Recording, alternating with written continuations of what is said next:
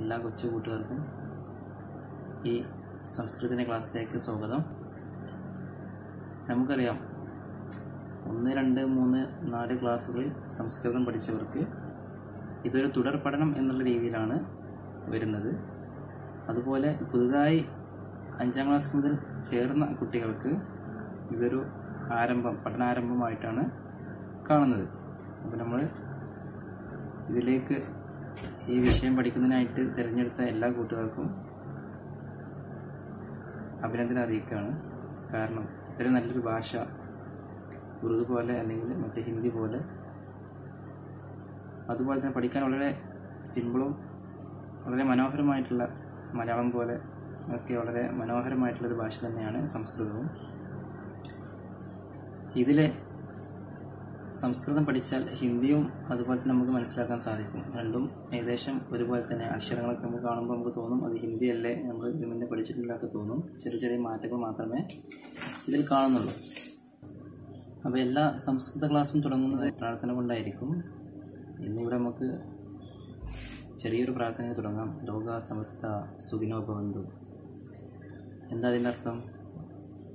ലോകത്തിലെ എല്ലാ ജീവജാലങ്ങളും സുഖമായിരിക്കട്ടെ എന്നാണ് അതിൻ്റെ അർത്ഥം. എല്ലാവർക്കും വേണ്ടിയിട്ടും ഉള്ളൊരു പ്രാർത്ഥനയായിട്ടാണ് അതിൽ വരുന്നത്. എല്ലാ ജീവജാലങ്ങളും പറയുന്നത് എന്തൊക്കെയാണ്? നമ്മുടെ പ്രകൃതിയിൽ നമ്മൾ കാണുന്ന സ്ഥിരമായി നമ്മൾ ചുറ്റുപാട് നോക്കുമ്പോൾ നമ്മൾ കാണുന്ന എല്ലാ ജീവജാലങ്ങളും അതിലുൾപ്പെടും.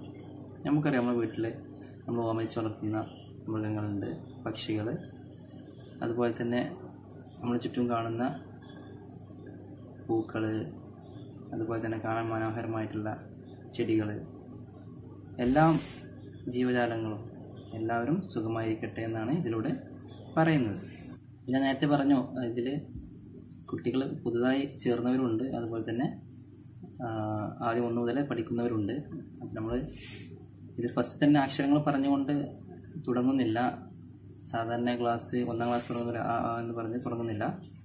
നമ്മൾ കവിതയും ഇതിലെ ഫസ്റ്റ് ചാപ്റ്ററും രണ്ടും കൂടി മിക്സ് ചെയ്തിട്ടാണ് പോകുന്നത്. അക്ഷരം പഠിക്കലും ക്ലാസ്സും കൂടി രണ്ടും കൂടി ഒരുമിച്ചാണ് മുന്നോട്ട് പോകുന്നത്. നമുക്കത്ര ഒരു മടുപ്പ് തോന്നില്ല. മറ്റേത് ഫസ്റ്റ് തന്നെ സ്റ്റാർട്ടിങ് ആകുമ്പോൾ മറ്റു കുട്ടികൾക്ക് ഒരു ബുദ്ധിമുട്ടായി തോന്നും. അപ്പോൾ രണ്ടും ഇല്ലാത്ത രീതിയിൽ രണ്ട് കൂട്ടരെയും ഒരുമിച്ച് കൊണ്ടുപോകുന്ന രീതിയിൽ ആണ് മുന്നോട്ട് പോകുന്നത്. അപ്പോൾ നമുക്ക് ഫസ്റ്റായിട്ട് നമുക്ക് നമ്മുടെ പുസ്തകം ഒന്ന് നോക്കാം. പുസ്തകത്തിൻ്റെ പുറംചട്ട ഒന്ന് ശ്രദ്ധിച്ച് നോക്കൂ. നല്ല മനോഹരമായിട്ടുള്ള ഒരു ചിത്രം അതിലുള്ളത്. പല മൃഗങ്ങളും അതിൽ കാണുന്നുണ്ട്. മാന്, മയിൽ, ആന, നല്ല പ്രകൃതി ഭംഗിയുള്ള കാഴ്ച. അതുപോലെ തന്നെ മഴവില്ല്, നല്ല മനോഹരമായിട്ട് മഴവില്ല് ഒക്കെ കാണുന്നുണ്ട്. അതൊക്കെ നമ്മുടെ പ്രകൃതിയിൽ നമ്മുടെ ചുറ്റുപാടും നമ്മൾ കാണുന്ന നല്ല മനോഹരമായിട്ടുള്ള ഒരു കാഴ്ചയാണ് പുസ്തകത്തിൻ്റെ പുറംചട്ടയിൽ നമ്മൾ കാണുന്നത്. അതിൽ ഫസ്റ്റ് എഴുതിയിരിക്കുന്നത് നോക്കൂ. എന്താണ്? കേരള പാഠാവലിഹി സംസ്കൃതം. ഇത് കണ്ടിട്ട് നിങ്ങൾക്ക് തോന്നുന്നുണ്ടോ? അതെ, ഹിന്ദി പോലെ തന്നെയാണ് അതിൽ എഴുതിയിട്ടുള്ളത്. അപ്പോൾ അതാണ് ആദ്യമേ പറഞ്ഞത്. സംസ്കൃതം പഠിച്ചാൽ ഹിന്ദിയും നമുക്ക് ഏകദേശമൊക്കെ മനസ്സിലാക്കാം. ഹിന്ദി പഠനവും രണ്ടും ഒരുമിച്ച് മുന്നോട്ട് പോകും. അപ്പോൾ നമുക്ക് ഇത് പറയുമ്പോൾ തന്നെ നമ്മൾ അക്ഷരങ്ങളൊക്കെ പറയുമ്പോൾ മലയാള അക്ഷരം അതിൻ്റെ കൂടെ തന്നെ പറയും. ഇനി മലയാളം പഠിക്കാത്തവർക്കും അതിൻ്റെ കൂടെ തന്നെ പഠിക്കാം. അപ്പോൾ കേരള പാഠാവലിഹി സംസ്കൃതം. ഇവിടെ നമുക്ക് 1ാമത്തെ പാഠഭാഗം തന്നെ ഒരു ചെറിയ കവിതയാണ്. നമുക്കറിയാം ചെറിയ കുട്ടികളൊക്കെ ചെറിയ ക്ലാസ്സിലൊക്കെ കുഞ്ഞു കുഞ്ഞു കവിതകൾ ഒരുപാട് പഠിച്ചിട്ടുണ്ടാകും. അപ്പോൾ ഇവിടെ നമുക്ക് സ്റ്റാർട്ട് ചെയ്യുന്ന ചാപ്റ്റർ എന്ന് പറയുന്നത് ചെറിയൊരു കവിതയിലാണ്. നമ്മൾ നേരത്തെ പറഞ്ഞ മനോഹരമായിട്ടുള്ള പ്രകൃതിയിലെ കാഴ്ചകളൊക്കെയാണ് അതിൽ കാണുന്നത്.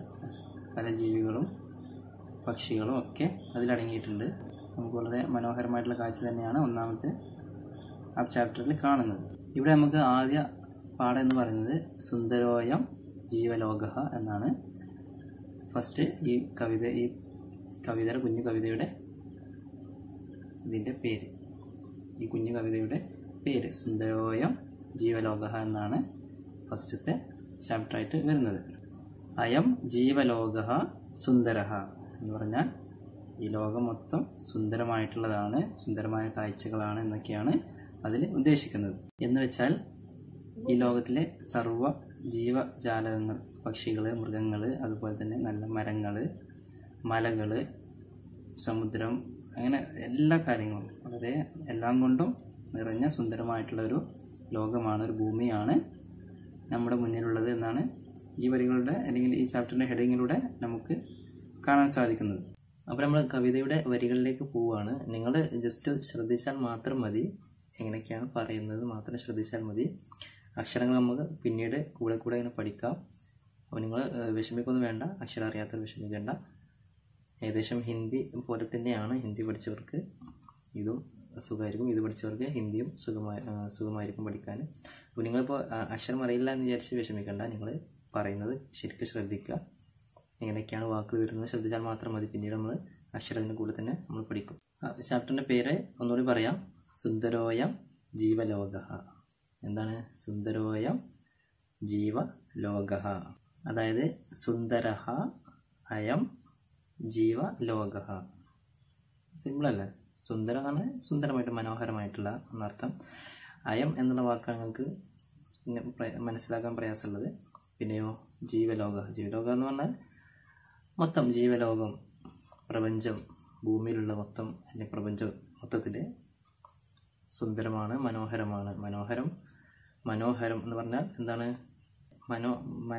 മനസ്സിനെ ഹരിക്കുന്നത്, അതായത് കട്ടെടുക്കുന്നത്, ഹരിക്കുക. അത് ഹിന്ദിയിലും മൻ എന്ന് പറഞ്ഞാൽ മനസ്സ് എന്നാണ് അർത്ഥം. ഇതുപോലെ തന്നെയാണ് ഇതിനും അർത്ഥം വരുന്നത്. ഏകദേശമൊക്കെ ഒരേപോലെ തന്നെയാണ് ഇതിൻ്റെ അർത്ഥങ്ങളൊക്കെ വരുന്നത്. മനോഹരം, മനസ്സിനെ ഹരിക്കുക, മോഷ്ടിക്കുക. ഇപ്പോൾ നമ്മൾ സുന്ദരമായിട്ടുള്ളൊരു കാഴ്ച കണ്ടാൽ അതിൽ നമ്മളിങ്ങനെ മുഴുകി നിൽക്കുക. നമ്മുടെ മനസ്സ് അതിലേക്ക് മുഴുവനായും പോയിട്ടുണ്ട്. അതായത് ആ കാഴ്ച നമ്മുടെ മനസ്സിനെ കട്ടെടുത്തിട്ട്, അതായത് നമ്മൾ ചുറ്റുപാടൊന്നും നമ്മൾ അറിയാതെ അതിലേക്ക് ഇങ്ങനെ ശ്രദ്ധിച്ച് നിൽക്കുക. അതിനാണ് മനോഹരമായിട്ടുള്ള കാഴ്ച കണ്ടു മതിമറന്നു പോയി എന്നൊക്കെ പറയുന്നത്. അതുപോലെ തന്നെയാണ് ഇതിൻ്റെ അർത്ഥം വരുന്നത്.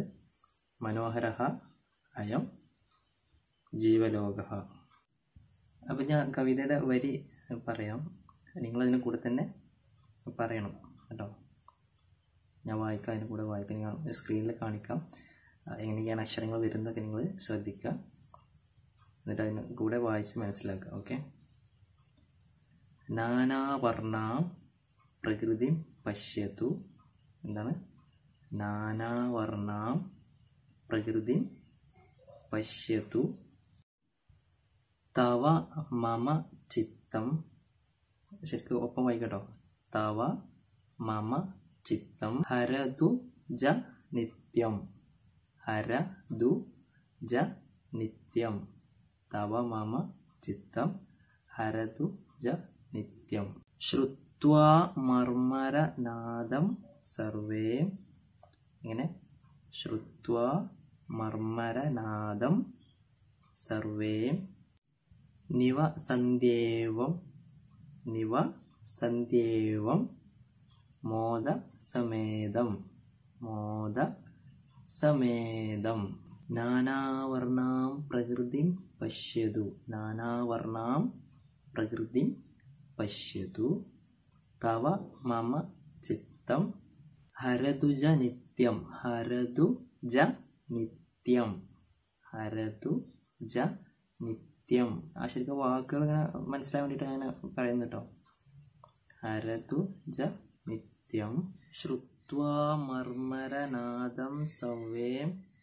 ശ്രുത്വാ മർമരനാദം സൗവേ നിവസന്ധ്യേവം മോദസമേതം.